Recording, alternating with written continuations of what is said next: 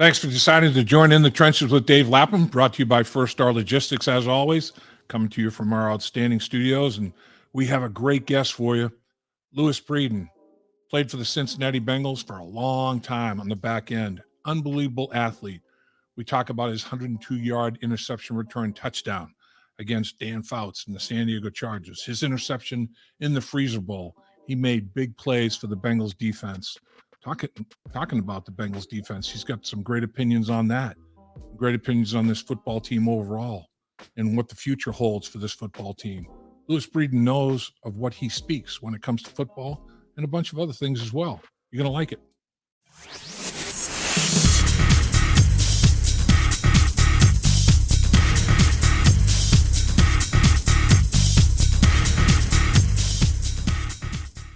Welcome once again to In the Trenches with Dave Lapham, brought to you by First Star Logistics. As always, we're coming to you from our outstanding studios, and we greatly appreciate the opportunity to do so. And joining us today is one of the greatest cornerbacks in the history of the Cincinnati Bengals, the great Louis Breeden. And when I think about Louis Breeden, I think about 1981, the best team that I was ever privileged to be a part of. It was the Super Bowl 16 team. And we're playing the Chargers out there in San Diego at the time. Dan Fouts is quarterbacking. Louis Breeden picks off Dan Fouts and takes the ball back 102 yards for a touchdown. Unbelievable. One of the greatest defensive plays in the history of the Cincinnati Bengals. Louis Breeden performed that. And then, fast forward, we're in the Freezer Bowl, and it's 59 below. So, I mean, he did it in ideal weather out there in San Diego. And then Fouts comes to Cincinnati, and our weather in Cincinnati here, 59 below, coldest game in NFL history. And Louis Breeden picks him off again. So you got him in the nice weather. You got him in the cold weather. You owned Dan Fouts, my man. You owned him.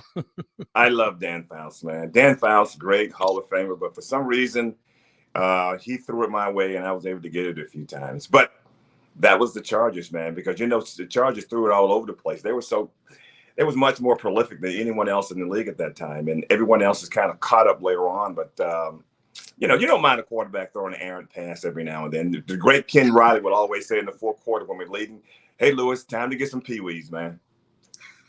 I love it. I love it. So, Louis, let me ask you just right out of the gate here. This football team that performed for the Cincinnati Bengals this season with Joe Burrow at the helm, performed at a very high level, set a lot of records in a 2-year span. First team to win the AFC North 2 years in a row, to go play in a conference championship 2 years in a row. I mean, a lot of great things occurred. What did you like most about observing this football team and what they did this year?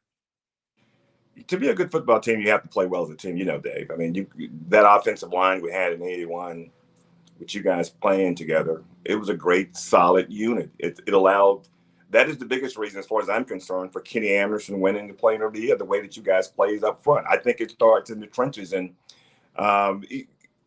this is what's so amazing about this ball club, because I want to go back to the previous year.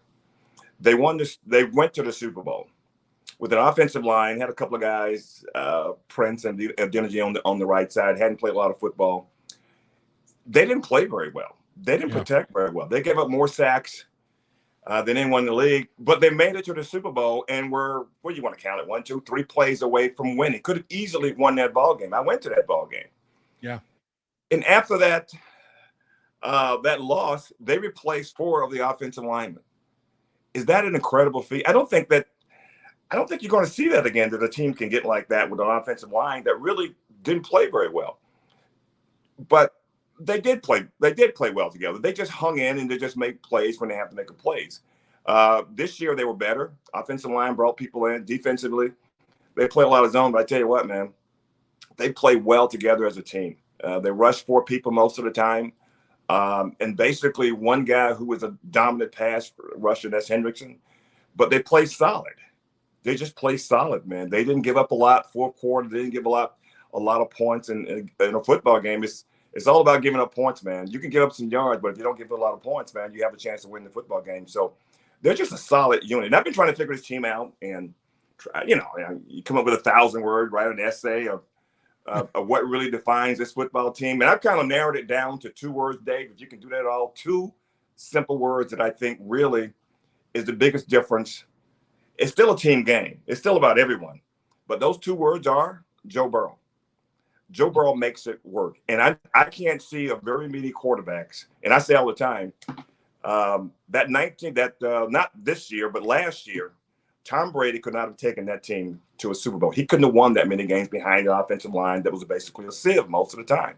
Yeah. This guy just he gets knocked up, he gets knocked down, he gets up, he gets beat, he gets up, he brushes himself off. He's not yelling at anybody. He's going to the next play, and the team responds. It is it's amazing, and you know this as well as as anyone, what one player can do, especially in the position of quarterback, who is the key player on the team, how he can elevate everyone else, and how he can go out and win ball games just by 1 or 2 plays during the course of the ball game. Dick LeBeau used to always tell us, hey, guys, it is about 1 or 2 plays every game that's going to win you the ball game.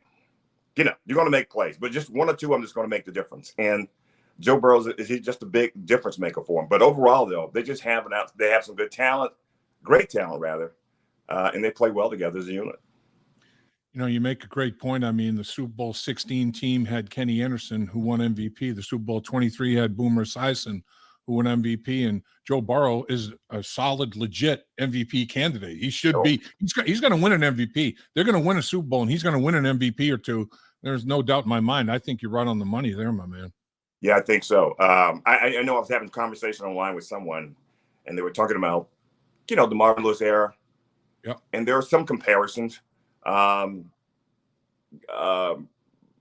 Differences comparing it that way, and those teams that Marvin Lewis had teams that were, I think, offensively it's as good as anyone, but he didn't. I think if he had Joe Burrow, he would have won playoff games, and I think if he had Joe Burrow, he could have won Super Bowls, because that's the difference. That's the difference in a quarterback, what a quarterback can make. Look what Tom Brady did for New England. Look what he did. He came in and a team the previous year under Jameis Winston, a lot of interceptions. He came in with that same team, basically, and they won the Super Bowl just because they weren't giving the ball up. They weren't giving the ball away constantly. So quarterback can make a big difference, but you have to put good people around the quarterback. Offensive line, I think, is the key. All the weapons that as many as you can get. Just think about this. Jamar Chase was out, 4 games? Yeah. Did they lose any of those games? They did. They lost to Cleveland. The They first lost to game he was Cleveland? out. That was their worst loss of the year. The first game that he was out, they did not play well in Cleveland. And they don't ever play against. They don't play well against Cleveland, whatever the reasons are. But it's crazy.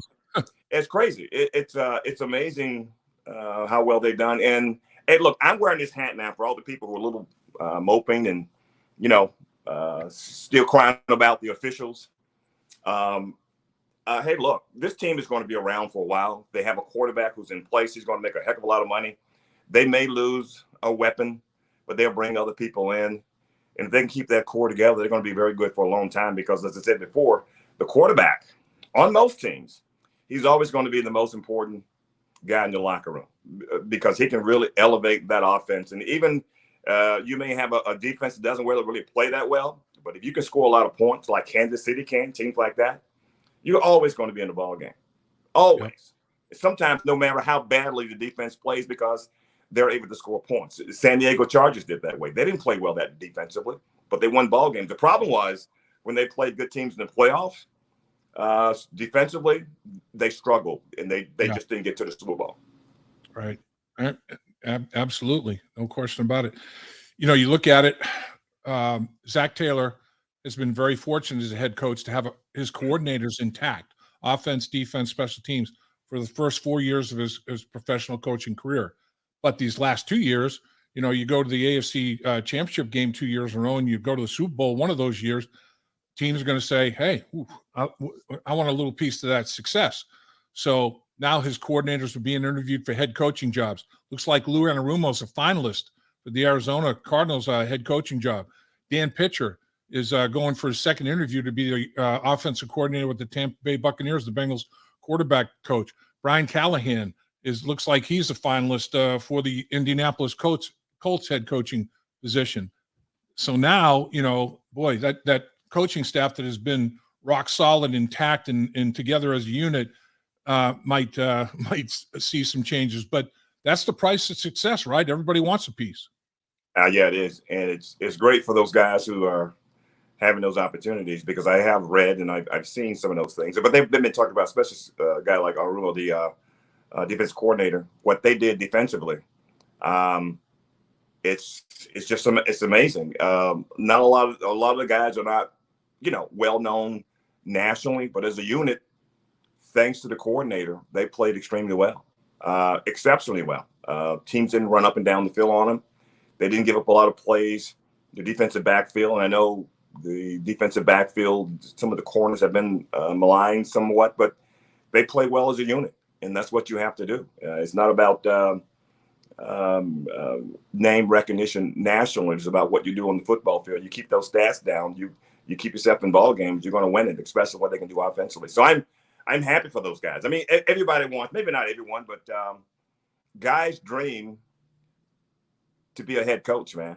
And if you get in that situation where you get with a good team, good organization, you win ball games, the opportunity comes. But when coming with that success, though, is that you're going to have to. It's not easy coaching the National Football League, man. You're right about that. You're right about that. There's no two ways about it. You talk about Lou Anarumo's defense, though. I like to watch defenses that look like they're attached by a string. I mean, it's like everybody is in total unison. There's nobody that's not where he's supposed to be. I mean, everybody's where they're supposed to be, when they're supposed to be there. And it's just like it's choreographed. It's a thing of beauty to watch his defensive football team, go out and perform. They're all so smart. He doesn't overload them, but he gives them quite a bit, but they can handle it. And man, they play so together. They play so well for him. Yeah. And I remember, it reminded me a lot of Tampa Bay, even though Tampa Bay played a lot of cover two. They just played it so well. And Tampa had a front four with Warren Sapp and those guys who just rushed the passer. So they didn't need to blitz a lot. So you can just dump a bunch of guys in coverage, and they played it well. And you talk about as a unit, as the way they move together up and down the football field. Teams offensively, they run motion, and they run guys across in front of them, trying to get guys to go up to open up the zone. Tampa didn't do that, man, and they won a Super Bowl doing that. And it's the same way with Cincinnati. That defense, he just got those guys to play well together. They know what their responsibilities are. People don't realize, maybe they do realize, all 11 guys on defense. All you need is one guy to not do what he's supposed to do. Messes up a perfect defense. Only one guy. Only one. But he had all the 11 of those guys most of the time playing well together. And they went back to another AFC championship game. And I don't see why they can't go back next year and the year after that. And then again the year after that. They're always going to be in it because, like I said before, the key is the quarterback. He's going to be back. He's going to be paid a lot of money. And Cool Joe, I don't think the money's going to affect him. He's going to be he's going to pay attention to detail. He's going to know what they're doing offensively. He's going to be able to read it. He's going to be able to make plays with his arm. He's going to occasionally make plays with his feet. He's going to make plays with his intelligence. So they're going to win ball games. And that's good for Cincinnati. So this is where I'm wearing the hat, like I said before. This is the beginning of the race, guys. It's not the end. They're going to be around for a while. Here. I love that. I hear that. So the thing I love about this defense too is they're so good in the red zone. Red zone takeaways. New England's threatening to score to win the football game, force a fumble, take it away. Kelsey makes a big play. Pratt rips it out of there and recovers a fumble. It's like when they have to step up and make plays, be it in the fourth quarter, be it in the red zone, whatever the situation, they seem to deliver when it's needed most. I mean, that's a heck of a trait to have as a defense, isn't it? Yeah, I think it really is, because you keep them out of the end zone. They're not giving up a lot of points, and the beating the other team is about who can score. You got to score more points than the opposition. it's a defensive backfield, and I think what he's done a great job making, especially in the backfield, this is the best situations for you because a guy can't run but so far. He's not going to run a 30-yard goal when you have to worry about all that stuff. And if you can have the patience, just to sit in the area that you're supposed to be in, you can make a lot of good plays. And you see so many times you see a defensive backfield, the guy's playing too far back. It's almost like instinctively at times they forget they don't have to cover the whole field anymore. So you can play it a little bit closer. I made that mistake in the Super Bowl against, I think Ken Riley and I both made that the same mistake. I guess Joe Montana just hit the guy on a little flare pattern and he scored a touchdown because we got too far back in the backfield. And you see it all the time. But that defense and the way they play it and the way they play zone, it's really amazing. Because I didn't like playing as much zone as some people did because I just didn't. It just feel like you're more involved. It's a challenge for you. You go out there, you just want to, find someone to challenge. But if you can play a good zone, man, it does wonders for a defense. It will cover up some holes in the defense. Teams can only do so much against you. And as a defensive back, it'll lengthen your career too, man, because you're not running around as much as across the field with people. So in the red zone, they were phenomenal in the red zone. They really were. They did an unbelievable job in the red zone. So you're an unbelievable athlete. I mean, you got drafted in Major League Baseball. I know you played center field. I know you played college baseball. I didn't get drafted. I played in high school. I went to college to play baseball. I was a walk-on in football. Yeah. Okay. So great baseball player. I've seen you hoop. I know you can jump out of the gym, and I know you can hoop. I mean, you're just an incredible athlete. Playing all those sports, how did that help you become a better defensive back, Louis? I don't know. I mean, it's athletically, it's kind of like one of those things. Certain things you have or you don't. You can improve your strength and your flexibility and some things like that to a minimum. But if you're, some guys you've seen them just athletically gifted without doing anything at all. Because I was the kind of a guy who was pretty lazy anyway. I didn't want to do anything, especially when it came to running. Man, you got tired and after practice, man, I was. As a Bengal, I was more interested in going and finding out where the next beer was coming from as opposed to going home and studying the playbook. So there were a lot of guys who was acting like me. So I never saw Anthony Munoz in any of the bars that I went to. But he's a Hall of Famer, right? So, but yeah, it just gives you you have the ability to think that you can do a lot of things that a lot of people can't do, and sometimes you have to realize that you're athletic. But you got to learn all the other traits and all the other skill sets that goes along with being athletic, because otherwise you're not going to get anywhere. To give you a perfect example, myself and Ken Riley. Ken Riley was a phenomenal athlete. He played at FAMU. He was an All-American quarterback. He did everything at FAMU. And without playing the position of defensive back ever in his life, he ended up with 65 interceptions in the National Football League, and he's going to be posthumously hopefully inducted into the National Football Hall of Fame. But Ken Riley and I would talk so much about, did not really learn the position, all the little intricacies and all the things that you need to do to be a better player until Dick LeBeau came here. We learned a lot. Ken Riley learned a lot. And I thought he knew everything because I learned it from Kenny Riley. So you can have all the athleticism you want. You can't get away with a lot of things without having the knowledge of how to line up, how to cover certain guys, what to do, what not to do. But there are always exceptions to the rules. Deion Sanders was great.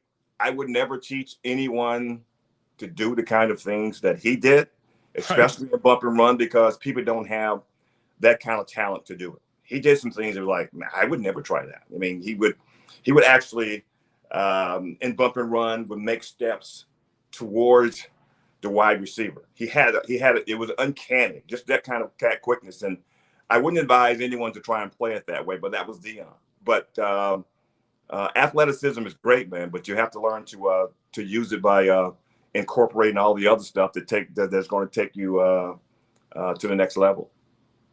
And if Ken Riley doesn't get in this year, Louis, I'll tell you, it's crazy that he's not in Canton as we speak. I mean, it's a tragedy, really. I mean, it's sad, and it just makes me sad to think that he wasn't here to see him get inducted. He didn't see himself get inducted into the Hall of Fame because he should have been. Yeah, this is a crazy thing to hold about, because if he's in there now, why wasn't he? Why shouldn't he have been in there 20 years ago? Right. I mean, you're a Hall of Famer. You're a doggone Hall of Famer. And right. I've said this before. People ask me, give me the reasons that Ken Riley should be in the Hall of Fame. I said that's easy. 65 interceptions. That's it. That's all you need. I mean, he got those some kind of a way. That they didn't come while he was in bed, man. If you watch him on the football field, he played the ball as well as anyone that I've ever seen before. I knocked mine down, unfortunately, but Ken Riley, you watch him play. Like I said before, he wasn't a defensive back in college. He wasn't a defensive back. He didn't play the position until he came here. He wasn't even number 13 in college. They just gave him the number. What are you talking about? You're quarterback and they give you number 13. How are you going to make it, man? Huh? But he did. And he was an all-pro player, never never made a Pro Bowl. I don't know why that is either, but he should get there posthumously. And unfortunately, he should be here. He should have been here several years ago to enjoy it. No doubt. No question about it. All right. So as we know, we talked about coaches that might be moving on. And we know you played in the National Football League for a long time. I played in the National Football League a bit as well. And we know that next year's team is going to be different than this year's team. This year's team was different than last year's team. There's not a total carryover of personnel. On the back end, starters that are free agents, Jessie Bates, Vonn Bell, Eli Apple, other free agents on the back end, Tre Flowers. A big role. He has a big role on that back end. So, what do you think? Who in your mind is the number one priority to return? Golly, man, it's hard to tell. I think the good news is that the way Britt played and the way that Hill played, those guys are going to play, I think. Right. Flowers is an older guy. He was banged up quite a bit.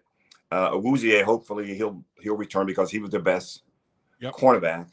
I know everyone complains about Apple, but Apple, as far as I'm concerned, he's feisty. He had a good season, I think. You're going to give up some plays and you're going to get beat, but they have some decisions to make.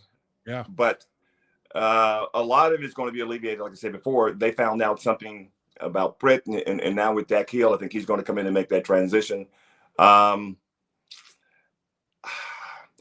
don't know what they're going to do, and it's going to be tough. But I think the biggest thing is you have to make sure you have your corners intact, because I think that's going to be the cornerstone of your secondary, because you can do a lot of things with those guys, especially you can't always play zone. You're going to have to play some man-to-man. You're going to have those guys to run with some of these tough wide receivers in the National Football League. So, and Bates, the Bates has been a good player for him. I know they franchised him, and I know that no one likes to be franchised. More than likely, he's not going to be here. So that's why they say maybe that was what they were thinking when they drafted Hill. I don't know. You just never know. Yeah, I guess the one thing we do know is a guy that they probably will start negotiating with this offseason is number 9. Like you said, the reason, 2 words, Joe Burrow. I guess, it would be prudent to say, let me get him signed, and then I can budget everybody else off of that, because the price is just going to go up. Every year that I wait to sign him, the price is going up.